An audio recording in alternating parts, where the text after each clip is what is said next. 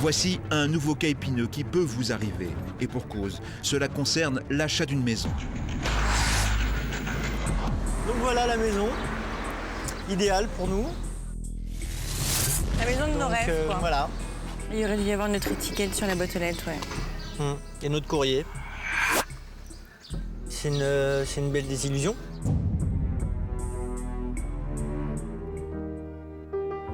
Pour comprendre la déception de ce couple, retour en février 2008. Loïc et Virginie ont 29 et 30 ans. Dans quelques mois, la famille va s'agrandir. Le couple se met alors à la recherche d'une grande maison. Et c'est grâce à un agent immobilier qu'ils vont trouver leur bonheur.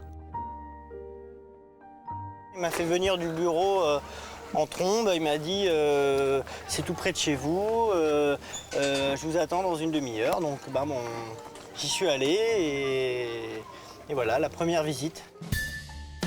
Et la visite va tenir toutes ses promesses. Virginie et Loïc sont sous le charme, le pavillon correspond à toutes leurs attentes. Le couple se voit déjà vivre dans cette maison. On a une belle cheminée en marbre avec un grand salon parquet, tout en parquet. Là, une petite terrasse où on se voyait déjà prendre le petit déjeuner. 3 salles de bain avec à chaque fois une baignoire. Le truc vraiment incroyable. Ça, c'est Virginie qui dit super, la maison me plaît, on y va, go. Là, vraiment, on a foncé, quoi. C'était vraiment même plus que ce qu'on espérait. Virginie et Loïc savent que la maison est une occasion en or. Et l'agent immobilier ne manque pas de le leur rappeler. Ses arguments sont de taille. Elle coûte 640 000 €, une aubaine, selon lui, pour une telle bâtisse. Il m'a dit il faut être les premiers à signer ce bien. Donc ce qu'on a fait. On signe effectivement le compromis et on verse un chèque au séquestre, normalement, de 35 000 €. Pour nous, c'était juste la signature de la vendeuse et voilà, quoi. C'est tout ce qui nous manquait.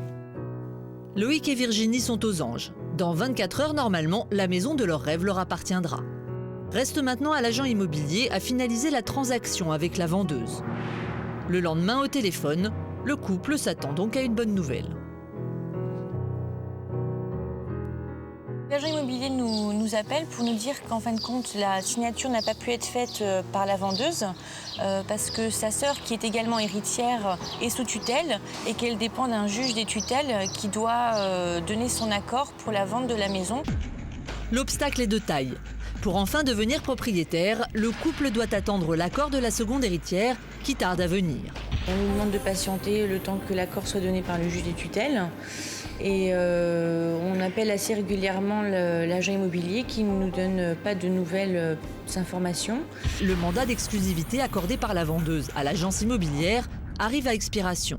Du jour au lendemain, la maison se retrouve sur le marché de l'immobilier. C'est moi un matin en sortant qui voit justement ce panneau d'agence à vendre avec un prix bien plus élevé, à hauteur de 795 000 €, alors que nous, on avait acheté cette maison à 640 000 €. Donc ça voulait dire que la vendeuse avait signé un mandat ailleurs. On prend la décision d'aller voir notre agence immobilière avec qui on avait signé un compromis pour leur demander des explications.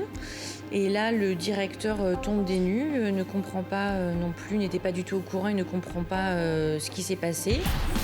Loïc et Virginie comprennent que la maison vient de leur échapper. Pire, ils accusent désormais une perte de 35 000 €. Alors au moment où la maison est donc dans une autre agence immobilière, nous, notre chèque de séquestre, il a été encaissé, et ce depuis le lendemain où on a signé le compromis de vente. Cet argent versé, ça s'appelle l'indemnité d'immobilisation. Ça n'est absolument pas un chèque de réservation. Il faut prévenir tout le monde qu'il ne faut absolument pas verser d'argent avant de signer le compromis de vente. Alors ça veut dire quoi, séquestre? C'est l'agent immobilier qui l'encaisse ou ça va sur un compte qui dit séquestre? Ça va sur un compte spécifique. Ça ne peut pas être encaissé par l'agent immobilier et c'est un compte bloqué qui ne va pas bouger tant que ne va pas être passé l'acte définitif. Ouais, je lui dis clairement, on veut plus de cette maison, rendez-nous notre argent. Pendant plusieurs semaines, le couple multiplie les relances pour récupérer les 35 000 € que l'agent immobilier tarde à lui rendre.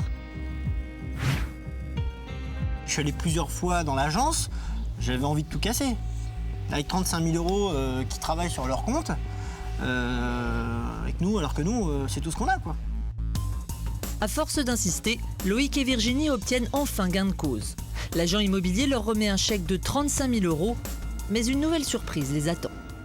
Fin avril, en fait, on reçoit un coup de fil de notre banquière qui a le regret de nous informer qu'en fait le chèque est un chèque sans provision et que donc il a été rejeté. Ce qui a été confirmé par ce courrier qu'on a reçu, donc qui dit que la banque atteste que le chèque a été refusé au paiement pour défaut ou insuffisance de provision. On était persuadés que c'était la fin du calvaire et au final, non, c'est une histoire sans fin, quoi. Loïc et Virginie se retournent alors vers l'assurance de l'agent immobilier. Quelques jours plus tard, la réponse tombe.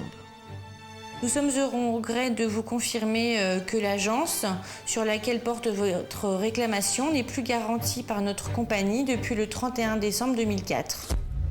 L'agent immobilier n'est plus assuré depuis plusieurs années déjà. Le couple contacte alors la préfecture pour s'assurer qu'il a bien une autorisation d'exercer. Ils n'ont pas de carte professionnelle valide. Valide, d'accord. Ils en détiennent une depuis un certain temps, mais ils n'ont pas fait le nécessaire pour avoir cette validité. D'accord, donc elle n'est plus valable depuis quand 2005. Pas d'assurance, pas de carte professionnelle et 35 000 € dans la nature. Pour Loïc et Virginie, c'en est trop. Ils se rendent alors chez l'agent immobilier équipé d'une caméra cachée. L'agent immobilier va-t-il se montrer coopératif? Pas sûr. Le problème est réglé. Non, monsieur, écoutez-moi, laissez-moi finir ma phrase et vous me direz après ce que vous voulez. Mais moi, je ne peux pas vous répondre. Pour Virginie et Loïc, qui se sont ruinés pour acheter cette maison, le coup est rude. Pour moi, c'est de l'escroquerie, pure et simple. S'ils veulent récupérer leurs 35 000 €, il ne reste que sans aucun doute. Puis nous aiderons Karine, mère d'une fille de 11 ans qui ne connaît pas son père. L'homme devrait près de 13 000 € de pension alimentaire. Si vraiment tu avais envie de voir ta fille, il y avait toujours moyen de m'appeler. Je ne suis pas quelqu'un de fort. Heureusement que moi je suis forte parce que pour élever ta fille... Ce père parlera à sa fille pour la première fois. Oui, oui, c'est ton papa. Je sais que je suis désolé de ce qui s'est passé. Nous aiderons également Magali. Elle accuse son ex-patron de ne pas l'avoir payé.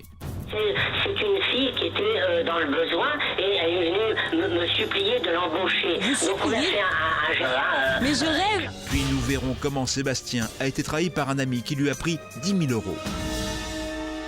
On est peut-être, je dis bien peut-être, en pleine escroquerie. Donc est-ce que vous le savez, vous, au moins, ça? Est-ce que vous en êtes conscient? Sans aucun doute, spécial problème de la vie de tous les jours. Nos journalistes sur le terrain, les conseils de nos spécialistes, des réponses concrètes pour éviter les pièges. La suite, dans un instant.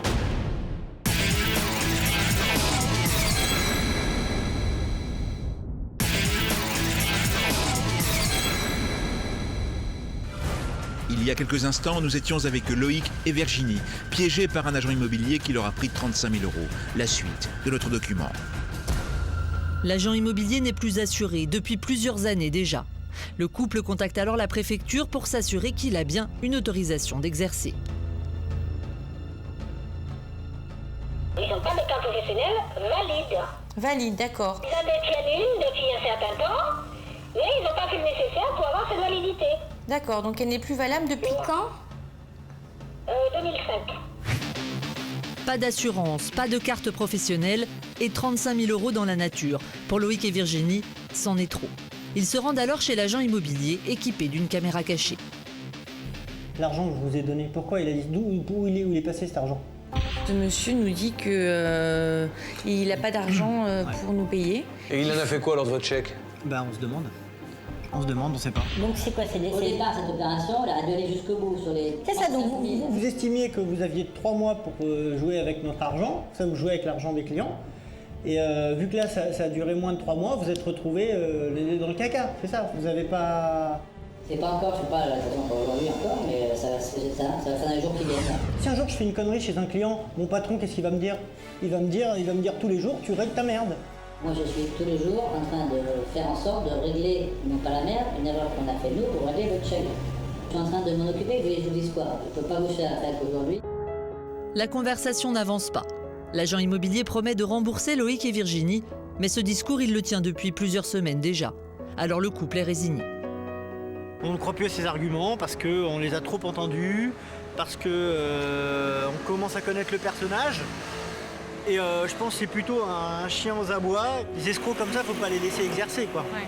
Il faut les arrêter, il faut les arrêter. Et puis nous, on veut récupérer notre argent, quoi. On peut pas se permettre, c'est toutes nos économies, on se battra tant qu'il le faut pour avoir cet argent. Loïc et Virginie comptent sur nous pour récupérer leurs 35 000 €. Mais avant de tenter de joindre l'agence immobilière, nous avons une question essentielle à poser au jeune couple. Est-ce qu'il exerce toujours? Ah oui. Alors justement, cette personne exerce toujours. J'ai appelé leur caisse de garantie pour peut-être me retourner vers eux en me disant qu'ils sont là aussi pour ça. Si l'agent immobilier n'arrive pas à payer, peut-être qu'eux arriveront à nous payer. Et donc la caisse de garantie qui est sur leur cachet de société n'est plus en fait n'est plus associé, enfin n'est plus en contrat avec eux. En fait, il a plus d'assurance. Complètement. Il n'a plus de caisse de garantie filés. depuis fin 2004. Maître Olivier. En laissant faire, la maison franchiseur a quelques responsabilités, car on a laissé ce panonceau dont on parlait, mais également exercer sous une enseigne un professionnel à qui on n'a pas demandé la carte professionnelle. Et là, il y a une complicité peut-être passive, mais à tout le moins, sur le plan civil, il y a une responsabilité. Aujourd'hui, spécial duplex, des problèmes concrets. Un jeune couple qui achète une maison et qui va se faire avoir par un agent immobilier qui n'a pas le droit d'exercer, qui va réussir à leur prendre un chèque. Comment sortir de cette situation? C'est nos duplex qui vont peut-être nous en dire plus. Nous allons donner la parole maintenant à Josa qui est en ligne avec nous, je crois. Josa, bonsoir. Bonsoir Julien. Josa, quelques précisions. Bien, effectivement. Je voulais juste rajouter que nous avons contacté pendant le reportage la préfecture qui aurait dû délivrer la carte professionnelle à cet agent. Et la préfecture nous a informé que la répression des fraudes était sur le dossier, qu'elle était en train d'enquêter. Et surtout que Loïc et Virginie n'étaient malheureusement pas les seuls clients à avoir eu des problèmes avec cet agent. Alors, vous vous trouvez près de cette agence, Josa ? Oui, je suis à 2 pas de l'agence. Ce que je vous propose, c'est qu'on y aille directement. Je pense qu'il y a 2 gérants qui s'occupent de cette agence immobilière. Donc je pense qu'on va tomber sur au moins l'un des 2 qui sont probablement au courant de cette affaire. Alors, il y a 2 gérants. Vous avez eu affaire aux 2, vous? Il n'y en avait qu'un seul qui était dans le coup pour vous?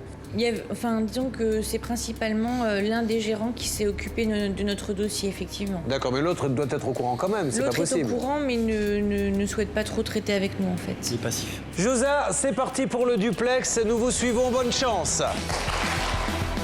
Josa Enjambe, notre journaliste, pénètre dans l'agence immobilière. Après plusieurs minutes d'attente, l'une des responsables se présente à elle. Je vous passe le monsieur qui est avec moi, Julien. Le problème est... Oui, bonjour. Bonjour monsieur, Julien Courbet à l'appareil. Nous sommes sur le plateau de l'émission Sans aucun doute. Merci de nous accorder quelques secondes. Entouré des différents experts, nous essayons de comprendre... Je vous arrête tout de suite, je ne suis pas le responsable de l'agence. Mais monsieur, attendez, si vous ne savez pas ce que... Si vous me laissez pas finir... Le problème est réglé. Non, monsieur, écoutez-moi, laissez-moi finir ma phrase et vous me direz après ce que vous voulez. Vous ne savez même pas. Si ça se trouve, je vais vous demander l'heure. Donc vous ne savez pas encore ce que je vais vous demander. Attendez une seconde. Je vais peut-être vous demander quelle est la couleur du cheval blanc d'Henri IV. Ne me dites pas le problème est réglé, vous savez pas ce que c'est. Pourquoi j'appelle? À moins que vous soyez devin. Vous savez pourquoi j'appelle? Oui, bien sûr, mais je vous ai venu il y a une dizaine de jours. Pardon? Vous êtes déjà venu il y a une dizaine de jours, il me semble, non? On est venu il y a une dizaine de jours. Ah non, c'est pas nous, c'est notre émission. Allez-y, moi je suis pas le responsable. Mais vous avez beaucoup d'émissions de télé qui viennent chez vous? Comment? Vous avez beaucoup d'émissions de télé qui viennent chez vous? Ah bon, parce que moi je suis pas venu encore. Alors, je vous explique. Virginie Soudet et Loïc Benayoun ont acheté chez vous une maison. Cette maison, en fait, a été vendue dans une autre agence. Vous avez encaissé un chèque de 35 000 € en leur disant que c'était sur un compte séquestre. En fait, vous l'avez encaissé sur votre compte vous-même. Ils vous réclament à corps et à cri le remboursement de ces 35 000 €. Vous ne leur avez pas donné. Attendez, je termine. C'est pas fini. Et vous n'auriez pas la plaque professionnelle. Vous exerceriez illégalement depuis la garantie, depuis maintenant quelques années. Vous portez l'enseigne d'un grand réseau, alors que ceux-ci disent que vous n'êtes plus attaché à eux. Voilà, je crois avoir fait à peu près un petit résumé de la situation. Mais écoutez, moi je vous dis, moi je ne peux pas répondre, je suis l'intermédiaire. D'accord. Vous êtes qui, vous? Sur Paris, il va venir. Voyez ça tout à l'heure, je peux rien vous dire. Monsieur, écoutez-moi, vous avez des gens là. Écoutez-moi, vous avez des clients là dans l'agence en ce moment. Est-ce qu'ils savent qu'il n'y a pas de garantie financière, ces gens-là? Vous faites des transactions, il n'y a pas de garantie financière. C'est-à-dire qu'on est peut-être, je dis bien peut-être, en pleine escroquerie. Donc, est-ce que vous le savez, vous, au moins, ça? Est-ce que vous en êtes conscient? Écoutez, moi je ne peux pas vous répondre. Et pourquoi vous avez dit que tout est réglé, monsieur? Mais vous avez dit que tout est réglé il y a quelques instants. Vous parliez de quoi? Julien, il a... Je ne veux plus vous parler. Ouais. Josa, vous pouvez regarder s'il y a le macaron, vous savez, de la garantie vous savez, de la profession d'agent immobilier, ils ont une garantie financière, justement, en cas de problème. Est-ce que c'est affiché? Est-ce qu'il y a encore ce fameux macaron? Il y a un macaron. Il y a un macaron. Compagnie européenne de garantie immobilière, voilà. Et pourtant, la Caisse de garantie affirme que cette agence ne possède plus la garantie financière depuis le 31 décembre 2004. Autrement dit, malgré la présence d'un macaron sur la vitrine de l'enseigne, notre interlocuteur exerce en totale illégalité. Nous allons appeler en parallèle le siège maintenant de ce grand groupe parce qu'il nous faut vraiment avoir des explications avec eux. C'est parti, la régie fait le numéro.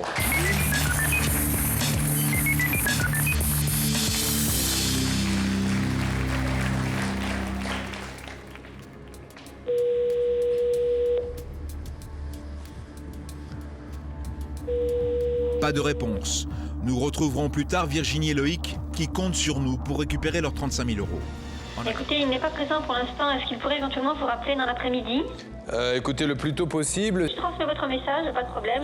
L'enregistrement, on le finit dans l'après-midi, donc s'il peut nous rappeler le plus tôt possible, c'est mieux. D'accord, très bien, monsieur. C'est très gentil, madame. Merci beaucoup. Je vous souhaite une bonne matinée.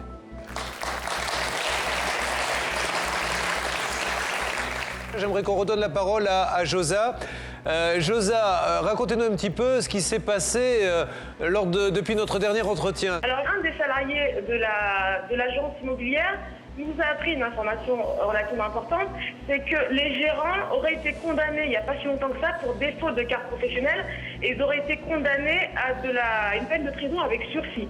Alors, je comprends pourquoi ce monsieur n'a pas voulu spontanément nous parler ce matin et je comprends surtout pourquoi, quand j'ai appelé tout à l'heure, il a répondu. On va vous remettre l'extrait. Monsieur, attendez, si vous ne savez pas si vous me laissez pas finir... Le problème est réglé. Vous savez pourquoi j'appelle?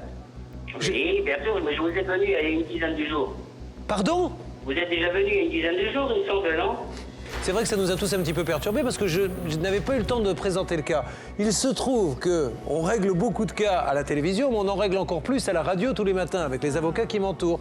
Et il y a quelques semaines de ça, et je n'ai pas du tout percuté parce qu'on fait 2 à 3 000 cas par an sur la radio, nous avons traité un cas similaire au vôtre avec ce monsieur il y a à peine un mois. Donc on va donner la parole tout de suite à notre... Ben oui, il doit penser qu'on le harcèle, mais moi je peux pas vérifier que ça a déjà été fait à la radio. Nous avons Marjorie Sédiki qui est la rédactrice en chef de l'émission de radio. Marjorie, bonjour. Bonsoir à tous.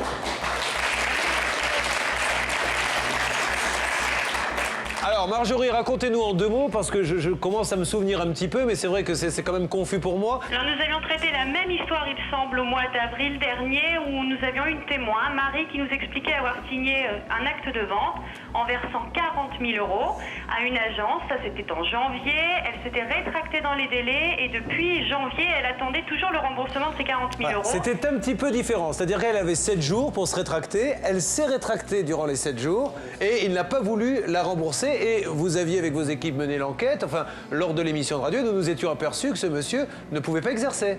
Il ne pouvait pas exercer, il n'avait pas sa carte. Nous avions d'ailleurs un papier de la préfecture qui nous le prouvait et nous nous étions rendus sur place dans l'agence pour rencontrer le directeur de cette agence qui nous avait expliqué dans un premier temps qu'il était d'accord pour rendre l'argent mais que c'était les vendeurs au départ qui devaient donner une autorisation. Donc c'était très complexe et nos avocats n'étaient pas du tout d'accord avec cette version.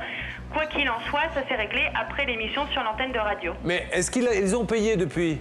Alors, ce que j'ai à vous annoncer, en fait, sur notre témoin, c'est que je l'ai eu au téléphone juste avant de vous avoir et qu'effectivement, elle devrait récupérer son argent dans les semaines qui arrivent, à peu près dans 15 jours. C'était la même agence? C'est exactement la même. Nous y voyons maintenant plus clair dans cette histoire. Notre homme n'en serait pas à son coup d'essai. Comme l'explique Gérard Michel, il risque très gros. Quand on est en récidive, le tribunal peut le condamner et généralement maintenant le fait. Premièrement, à la peine principale, plus ça fait tomber le sursis de la première fois. C'est-à-dire qu'il va cumuler la peine qu'il avait eue avec sursis, il devra exécuter, plus une peine nouvelle qui normalement doit être au minimum le double de la précédente peine. Marjorie, merci beaucoup. Je vous en prie. Rendez-vous à la radio et Maître de Comont me charge en tant que médiateur de vous demander si vous avez pris une décision le concernant, vous êtes d'accord ou pas? Je ne sais pas ce que ça veut dire. Alors, répondez-lui que ça fait 6 ans maintenant que je lui dis non et qu'a priori, pour les 6 autres années à venir, ce sera la même réponse. D'accord. Donc, rendez-vous en 2014 pour une nouvelle demande. Merci Marjorie, merci beaucoup. Pour nous, à bientôt.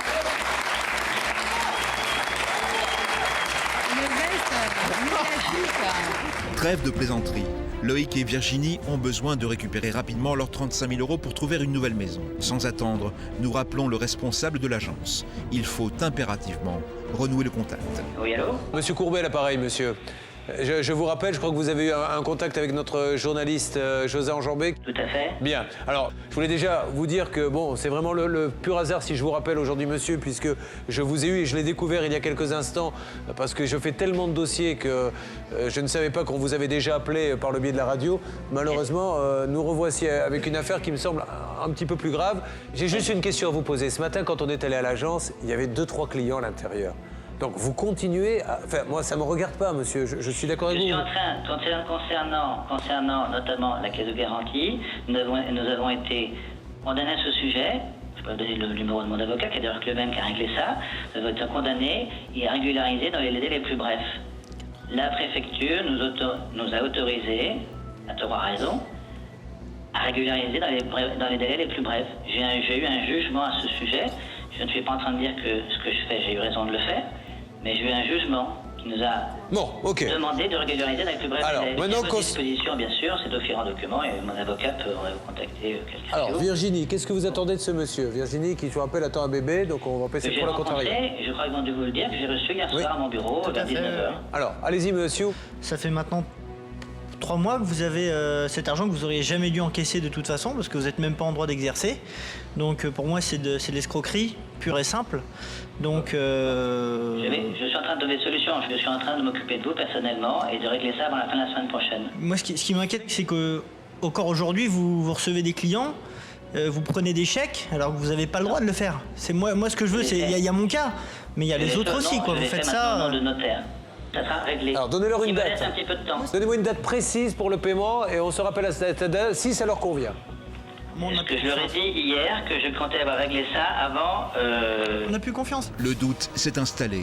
Loïc a raison, cet agent immobilier n'est pas digne de confiance. Ses pratiques sont en marge de la loi. Il suffit qu'ils traversent la rue, qu'ils aillent à l'hôtel de police. Vous êtes en récidive. Donc je pense que le risque est tellement important. Puis nous retrouverons Magali qui réclame 10 000 € à son patron qui ne l'a pas payé.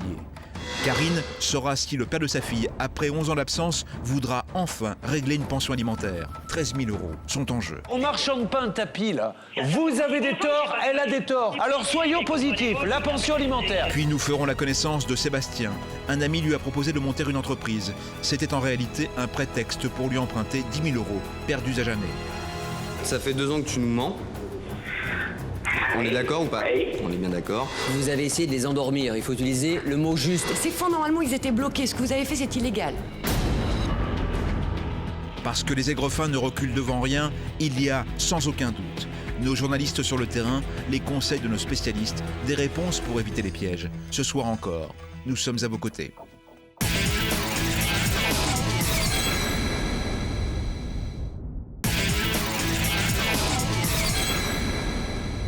Il y a quelques instants, nous étions avec Loïc et Virginie, piégés par un agent immobilier qui leur a pris 35 000 €. La suite de notre enquête. Encore aujourd'hui, vous recevez des clients, vous prenez des chèques, alors que vous n'avez pas le droit de le faire. C'est moi ce que je veux, c'est il y a mon cas, mais il y a les autres aussi, quoi. Vous faites ça. De notaire. Ça sera réglé. Alors donnez-leur une date. Un petit peu de temps. Donnez-moi une date précise pour le paiement et on se rappelle à cette date si ça leur convient. Est-ce que je leur ai dit hier que je comptais avoir réglé ça avant On n'a plus confiance. Il y a 15 jours, il nous a dit la même chose. Je l'ai vu hier soir, monsieur Benadel. Alors, maître Michel. Oui, bonjour monsieur. On va régler, j'espère, le problème de cette dame et de ce monsieur parce que s'il n'était pas réglé, vous savez qu'il suffit qu'ils traversent la rue, qu'ils aillent à l'hôtel de police. Vous êtes en récidive d'exercice illégal d'une profession réglementée.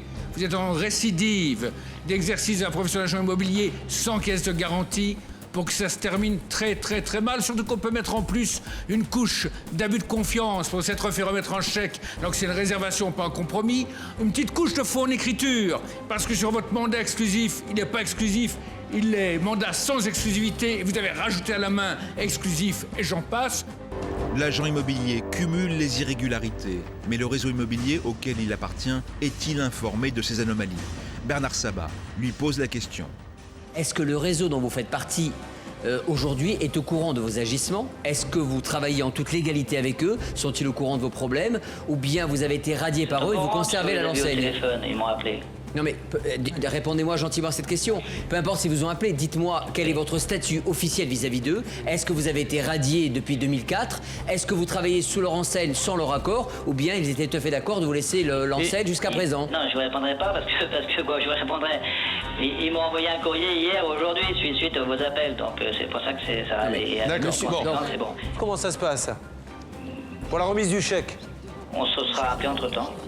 Pour finaliser les détails, je vous aurais rappelé entre-temps. Donc nous, madame, dès que monsieur vous a appelé pour finaliser ça, vous nous appelez et vous nous indiquez que c'est réglé. Voilà. Sinon, eh bien, vous prendrez, monsieur prendra ses responsabilités, vous les vôtres, et il sait comment ça, voilà, ça se terminera. Mais je suis persuadé qu'on va trouver un accord. Et monsieur, s'il vous plaît, cette fois un chèque de banque.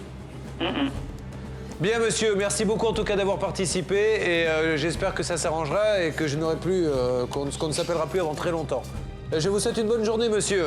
Très bien. Au revoir. Au revoir. Le responsable de l'agence tiendra-t-il parole? Loïc et Virginie reverront-ils leurs 35 000 €? Nous l'espérons et pour nous en assurer, nous prévoyons d'en parler au directeur du fameux réseau.